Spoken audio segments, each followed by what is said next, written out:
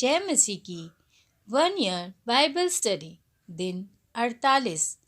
पहला कुरिन्थियों अध्याय 7। विवाह से संबंधित प्रश्न। उन बातों के विषय में जो तुमने लिखी, यह अच्छा है कि पुरुष स्त्री को ना छुए, परंतु व्यभिचार के डर से हर एक पुरुष की पत्नी और हर एक स्त्री का पति हो। पति अपनी पत्नी का हक पूरा करे और वैसे ही पत्नी भी अपने पति का। पत्नी को अपनी देह पर अधिकार नहीं, पर उसके पति का अधिकार है। वैसे ही पति को भी अपनी देह पर अधिकार नहीं, परंतु पत्नी का है। तुम एक दूसरे से अलग ना रहो, परंतु केवल कुछ समय तक आपस की सम्मति से कि प्रार्थना के लिए अवकाश मिले और फिर एक साथ रहो। ऐसा ना हो कि तुम्हारे असंयम के कारण शैतान तुम्हें परखे। परंतु मैं जो ये कहता हूँ वह अनुमति है, ना कि आज्ञा। मैं ये चाहता हूँ कि जैसा मैं हूँ वैसे ही सब मनुष्य हों, परंतु हर एक को परमेश्वर की ओर से विशेष विशेष वरदान मिले हैं, किसी को किसी प्रकार का और किसी को किसी प्रकार का। परंतु मैं अविवाहितों और विधवाओं के विषय में कहता हूँ कि उनके लिए ऐसा ही रहना अच्छा है जैसा मैं हूँ। परंतु यदि वे संयम ना कर सके तो विवाह करें, क्योंकि विवाह करना कामातुर रहने से भला है। जिनका विवाह हो गया है उनको मैं नहीं, वरन प्रभु आज्ञा देता है कि पत्नी अपने पति से अलग ना हो, और यदि अलग भी हो जाए तो बिन दूसरा विवाह किए रहे, या अपने पति से फिर मेल कर ले, और ना पति अपनी पत्नी को छोड़े।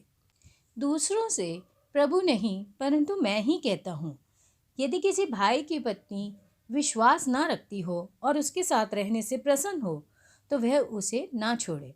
जिस स्त्री का पति विश्वास ना रखता हो और उसके साथ रहने से प्रसन्न हो, वह पति को ना छोड़े, क्योंकि ऐसा पति जो विश्वास ना रखता हो वह पत्नी के कारण पवित्र ठहरता है, और ऐसी पत्नी जो विश्वास नहीं रखती पति के कारण पवित्र ठहरती है।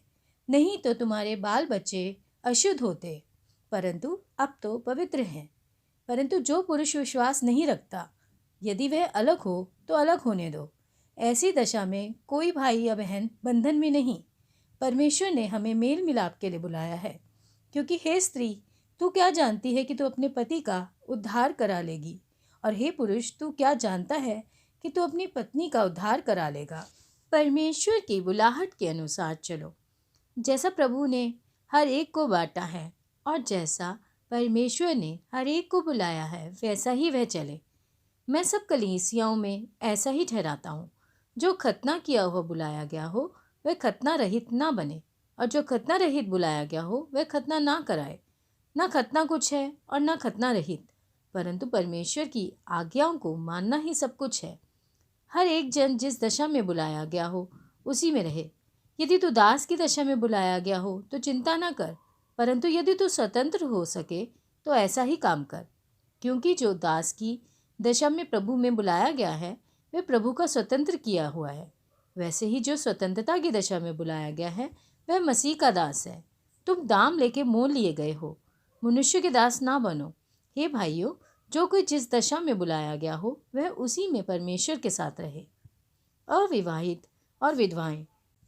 कुंवारियों के विषय में प्रभु की कोई आज्ञा मुझे नहीं मिली, परंतु विश्वास योग्य होने के लिए जैसी दया प्रभु ने मुझ पर की है उसी के अनुसार सम्मति देता हूँ। मेरी समझ में यह अच्छा है कि आजकल कलेश के कारण मनुष्य जैसा है वैसा ही रहे। यदि तेरी पत्नी है तो उससे अलग होने का यत्न ना कर, और यदि तेरी पत्नी नहीं तो पत्नी की खोज ना कर। परंतु यदि तू विवाह भी करे तो पाप नहीं, और यदि कुंवारी ब्याही जाए तो कोई पाप नहीं, परंतु ऐसों को शारीरिक दुख होगा, और मैं बचाना चाहता हूँ।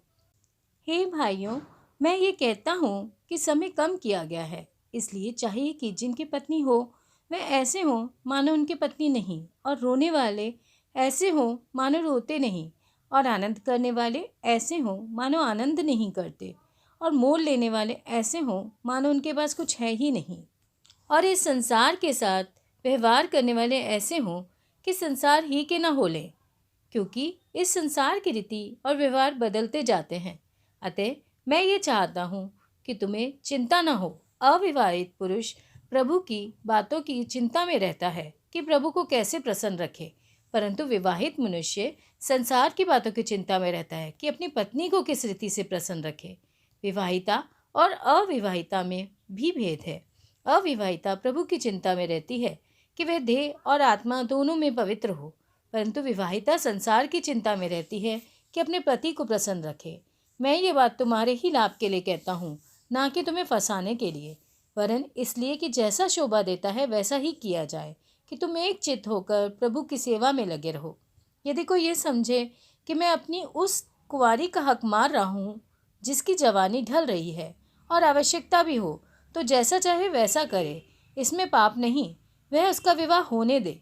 परंतु जो मन में दृढ़ रहता है और उसको आवश्यकता ना हो, वरन अपनी इच्छा पर अधिकार रखता हो और अपने मन में ये बात ठान ली हो कि वह अपनी कुंवारी लड़की को अविवाहित रखेगा, वह अच्छा करता है। इसलिए जो अपनी कुंवारी का विवाह कर देता है वह अच्छा करता है, और जो विवाह नहीं कर देता वह और भी अच्छा करता है। जब तक किसी स्त्री का पति जीवित रहता है तब तक वह उससे बंधी हुई है, परंतु यदि उसका पति मर जाए, जिससे चाहे विवाह कर सकती है, परंतु केवल प्रभु में। परंतु जैसी है यदि वैसी ही रहे तो मेरे विचार में और भी धन्य है, और मैं समझता हूँ कि परमेश्वर का आत्मा मुझ में भी है। आमीन। भजन संहिता अध्याय 23। यहोवा मेरा चरवाहा। यहोवा मेरा चरवाहा है, मुझे कुछ खटी ना होगी। वह मुझे हरी हरी चराइयों में बिठाता है। वह मुझे सुखदाई जल के झरने के पास ले चलता है। वह मेरे जी में जी ले आता है। धर्म के मार्गों में वह अपने नाम के निमित्त मेरी अगुवाई करता है। चाहे मैं घोर अंधकार से भरी हुई तराई में होकर चलूं, तो भी हानि से ना डरूंगा, क्योंकि तू मेरे साथ रहता है। तेरे सोटे और तेरी लाठी से मुझे शांति मिलती है। तू मेरे सताने वाले के सामने मेरे लिए मेज बिछाता है। तूने मेरे सिर पर तेल मला है। मेरा कटोरा उमड़ रहा है। निश्चय भलाई और करुणा जीवन भर मेरे साथ बनी रहेगी, और मैं यहोवा के धाम में सर्वदा वास करूँगा। आमीन। पहला शमूएल अध्याय 23। दाऊद द्वारा कीला नगर की रक्षा। तब दाऊद को यह समाचार मिला कि पलिश्ती लोग कीला नगर से युद्ध कर रहे हैं और खलिहानों को लूट रहे हैं।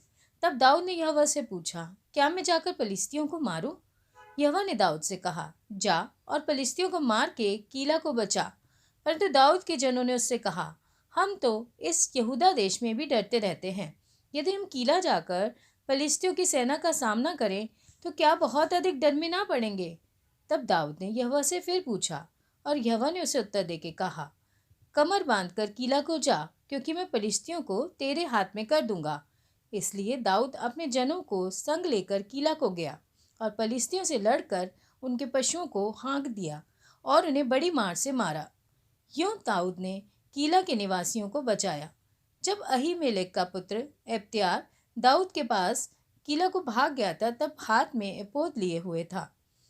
तब शाऊल को यह समाचार मिला कि दाऊद कीला को गया है, और शाऊल ने कहा, परमेश्वर ने उसे मेरे हाथ में कर दिया है। वह तो फाटक और बेड़े वाले नगर में घुसकर बंद हो गया है। तब शाऊल ने अपनी सारी सेना को लड़ाई के लिए बुलवाया कि कीला को जाकर दाऊद और उसके जनों को घेर ले। तब दाऊद ने जान लिया कि शाऊल मेरी हानि की युक्ति कर रहा है, इसलिए उसने एब्यातार याजक से कहा, एपोद को निकट ले आ। तब दाऊद ने कहा, हे इज़राइल के परमेश्वर यहोवा, तेरे दास ने निश्चय सुना है कि शाऊल मेरे कारण कीला नगर नष्ट करने को आना चाहता है। क्या कीला के लोग मुझे उसके वश में कर देंगे? क्या जैसा तेरे दास ने सुना है वैसे ही शाऊल आएगा? हे इज़राइल के परमेश्वर यहोवा, अपने दास को यह बता। यहोवा ने कहा, हाँ, वह आएगा। फिर दाऊद ने पूछा, क्या कीला के लोग मुझे और मेरे जनों को शाऊल के वश में कर देंगे? यहोवा ने कहा, हाँ, वे कर देंगे। तब दाऊद और उसके जन, जो कोई 600 थे, कीला से निकल गए और इधर उधर जहाँ कहीं जा सके वहाँ गए। और जब शाऊल को यह बताया क्या कि दाऊद कीला से निकल भागा है, तब उसने वहाँ जाने का विचार छोड़ दिया। दाऊद पहाड़ी देश में। तब दाऊद जंगल के गढ़ों में रहने लगा और पहाड़ी देश के जीप नामक जंगल में रहा, और शाऊल उसे प्रतिदिन ढूंढता रहा, परंतु परमेश्वर ने उसे उसके हाथ में ना पड़ने दिया। और दाऊद ने जान लिया कि शाऊल मेरे प्राण की खोज में निकला है। और दाऊद जीप नामक जंगल के होरेश नामक स्थान में था। कि शाऊल का पुत्र योनातान उठकर उसके पास होरेश में गया और परमेश्वर की चर्चा करके उसको ठाटस दिलाया। उसने उससे कहा, मत डर, क्योंकि तू मेरे पिता शाऊल के हाथ में ना पड़ेगा और तू ही इज़राइल का राजा होगा और मैं तेरे नीचे होऊंगा, और इस बात को मेरा पिता शाऊल भी जानता है। तब उन दोनों ने यहोवा की शपथ खाकर आपस में वाचा बांधी। तब दाऊद होरेश में रह गया और योनातान अपने घर चला गया। तब जीबी लोग गिबा में शाऊल के पास जाकर कहने लगे, दाऊद तो हमारे पास होरेश के गढ़ों में अर्थात उस हकीला नामक पहाड़ी पर छिपा रहता है, जो यशीमोन के दक्षिण की ओर है। इसलिए अब हे राजा, तेरी जो इच्छा आने की है तो आ, और उसको राजा के हाथ में पकड़वा देना हमारा काम होगा। शाऊल ने कहा, यहोवा की आशीष तुम पर हो, क्योंकि तुमने मुझ पर दया की है। तुम चलकर और भी निश्चय कर लो और देखभाल कर जान लो और उसके अड्डे का पता लगा लो और पता लगाओ कि उसको वहाँ किसने देखा है, क्योंकि किसी ने मुझसे कहा है कि वह बड़ी चतुराई से काम करता है। इसलिए जहाँ कहीं वह छिपा रहता है उन सब स्थानों को देख देख कर पहचानो, तब निश्चय करके मेरे पास लौट आना और मैं तुम्हारे साथ चलूँगा। और यदि वह उस देश में कहीं भी हो तो मैं उसे यहूदा के हजारों में से भी ढूंढ निकालूंगा।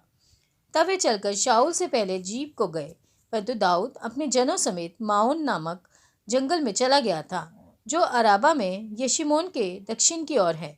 तब शाऊल अपने जनों को साथ लेकर उसकी खोज में गया। उसका समाचार पाकर दाऊद पर्वत पर से उतरकर माओन जंगल में रहने लगा। यह सुन शाऊल ने माओन जंगल में दाऊद का पीछा किया। शाऊल तो पहाड़ की एक ओर और दाऊद अपने जनों समेत पहाड़ की दूसरी ओर जा रहा था। और दाऊद शाऊल के डर के मारे जल्दी जा रहा था, और शाऊल अपने जनों समेत दाऊद और उसके जनों को पकड़ने के लिए घेरा बनाना चाहता था कि एक दूत ने शाऊल के पास आकर कहा, फुर्ती से चला आ, क्योंकि फलिस्तियों ने देश पर चढ़ाई की है।